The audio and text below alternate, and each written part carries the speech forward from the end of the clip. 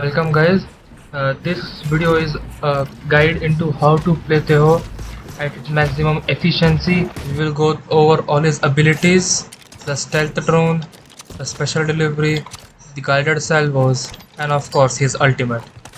Now first of all, what we need to understand about him is that his abilities are not used to kill.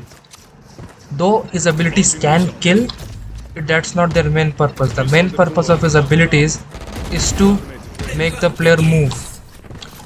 All his abilities, the most important thing is if you don't get away, you will get revealed or you will get pushed. Now, the first and foremost thing to understand is all his abilities are used so that we can move the person from one position to another. Now, if you look into the description of all his abilities, first the stealth drone, which costs 400 credits. What it does is it reveals enemies. It's like a SOVA drone but on steroids, you can say. First of all, it takes about 0.4 seconds to equip, and then you can use it. But it does have near sight type ability that it does not look past a certain angle. So as you can see, that ability is it can suppress and reveal them. The second is that not just that it can go and move fast, it can also jump. 5 suppressed. Thing is, if you just go and do like this and just click on your left mouse button, it will just go up one time.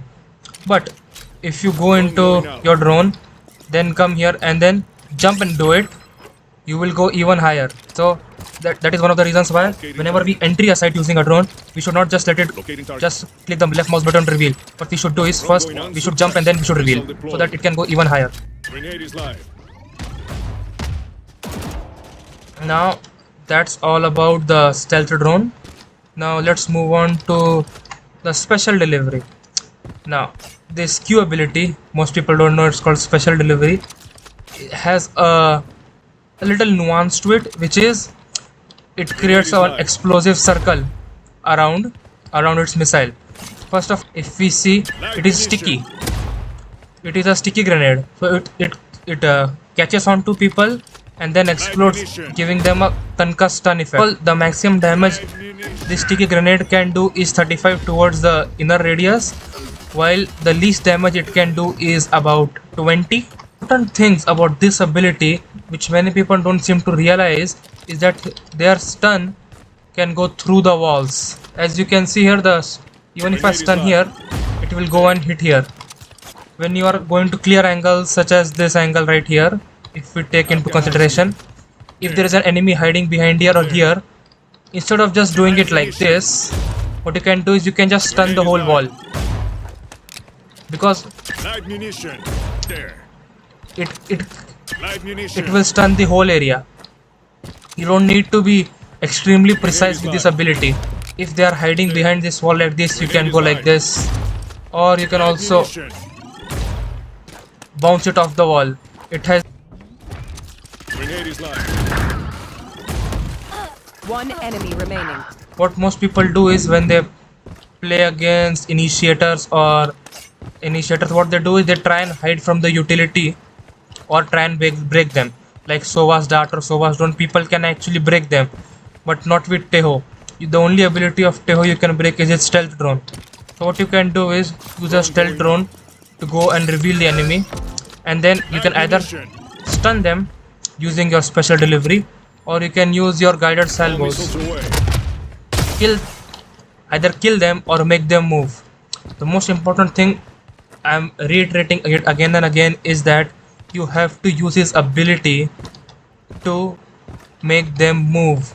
Do not use this ability as a free kill, trying to get a kill using the salvos. You're supposed to put them into a situation where they have to come out of the corner where they are hiding, so that your team, which is pushing into the side, can easily kill them and they cannot hide with a judge and kill 3 and 4 of us.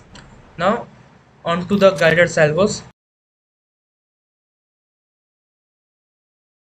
First of all, the guided salvos have 2 types of damages. Yes, you heard that right. It has 2 types of damages. The first type of damage is the damage to a player, and second type of damage is a damage to a bot. First of all, what it does is, if you look carefully, you can see there are two circles here. One inner circle, one outer circle. Launching missile. The inner circle you can see here. This inner circle does a damage of about 65 per hit to a player. Missile deployed. It does about 50 damage per hit outside. Launching missile. These all are players. In the range, these practice bots are treated as range, while the bot outside here is treated as a object. I'm not kidding, it is treated as an object, because if we go around here and put damage to this, you can see that it only gets about 32 damage per hit even in the central circle. Why? Because people were using this ability to kill the Killjoy's ultimate. So what they decided to do is they had to nerf the damage to objects, because a free ability getting able to kill an ultimate like this is a little overpowered. So they decided that to objects it will do half the damage. So instead of doing a 65 damage, it does half of it, which is about 32 and a half, so that it does 32 damage. Use your drone to get inside, then you use your guided salvos to flush the enemies hiding. This ability does 3 pumps of damage, but all these 3 pumps of damage come within 1.6 seconds. So this is not a great utility for stalling out incoming rushes. You are an initiator player, you are not a sentinel, you are not a controller. Don't try and use your abilities to stall out by playing deep back on site. As an initiator, you have to always be towards the front of site or with your duelist to try and support with your Q or E abilities, because these abilities stun them or make them move, which makes it easier for your duelist. Nowadays the meta is kind of fast moving duelists like Raze, Neon, Jet, which can cover a large distance in a small amount of time. This ability really helps in that, because it can stun people and make them run, so that your duelist can easily follow in behind them and kill them. Now let's talk about the ult Armageddon. Now this is the ult. This is how It takes a couple of seconds to start, but it's an AoE ult to clear out a site. So when you are on attack, you can use your ult and your guided salvos together to try and completely empty out a whole site, so that your duelist can rush in and take that space. There is also another way of using this ult, is when your enemy is about to plant the spike. You can use this ult to make them stop planting the spike or trap them on site and push them towards yourselves. Just use this ult to flush people out. On attack, you can use it to try and get an open site, while on defense you can use this so that whenever the enemy has planted the spike, you can then create an ult to flush the enemy out towards yourself, so that whenever they rush out towards you with knife in their hand or gun the knife in the hands and rush out to get away from ult, you can shoot and kill them easily.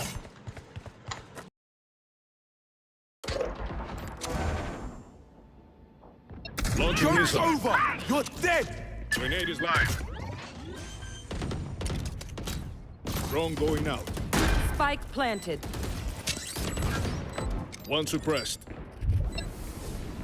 This is how it ends. Listen to this! One enemy remaining.